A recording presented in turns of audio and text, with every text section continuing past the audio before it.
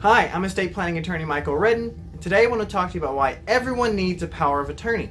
Before we get into the content, if you have any questions about this topic after the video, or if you want to sit down and plan with me, you can schedule a free meeting on the phone or in person by going to setestatemeeting.com. That's setestatemeeting.com.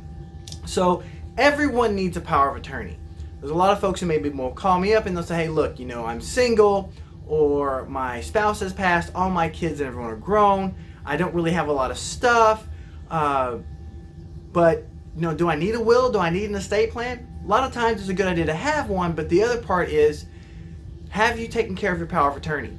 Have you taken care of that kind of things? Because the biggest situation that people should understand is, you need to take care of yourself not only when you've passed, but when you're no longer able to make decisions for yourself. The most common thing that all of us are going to face is that there's going to be some point between now and when we pass away when we're not able to make our own financial decisions.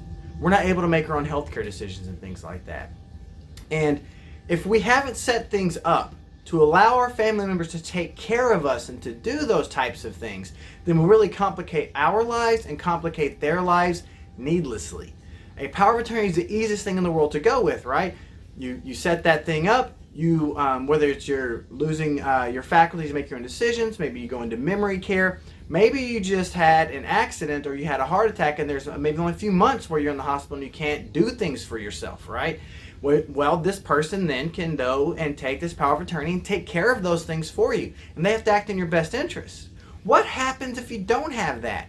Either these things won't get done, or the other person won't be allowed to help you. And then what choices do they have? If you can't take care of yourself, especially if you've got memory issues or things of that nature, or you're permanently disabled, then they're going to have to do living probate. That's right, you can go through probate when you're alive. But this is where they're going to come in and you're an adult, and they're going to say, I need to declare you incompetent. I need to set up a guardian and a conservator for you. That conservator is going to take care of your money issues, and that guardian is going to decide where you live, who your doctor is, and take care of you in that fashion. And it's going to be set up by a judge, and there's going to be court hearings. You might be confused. It's going to be a painful process for your family to watch, going before a judge, hiring a lawyer, and having to basically take your rights away from you, take your ability to make your decisions away, so that they can do it and they can take care of you. It can't always be avoided. But it's a lot easier to avoid if you have that power of attorney, because if they can do stuff for you, is there really a reason to take your rights away, to take you to court, declare you incompetent, and do those things? If they can get it done, then there's no reason to do that. It's not a 100% fail-safe thing, right? There still could be reasons. Maybe the banks don't take the POA. Maybe you haven't completely lost your faculties and you interfere with it. You call the bank and say, I don't want my son or my daughter doing this, right? If those things happen, if you're a little bit difficult, they may still have to declare you incompetent. But there's a good chance they won't be able to. And at least you'll have the peace of mind to know they can take care of you, especially for those temporary things while you're in the hospital.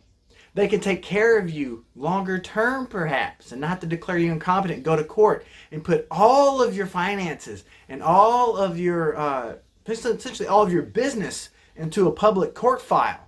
And it's the simplest document in the world to have. So everyone should have that power of attorney, and everyone should have a healthcare director for the same reasons, but that's for another video.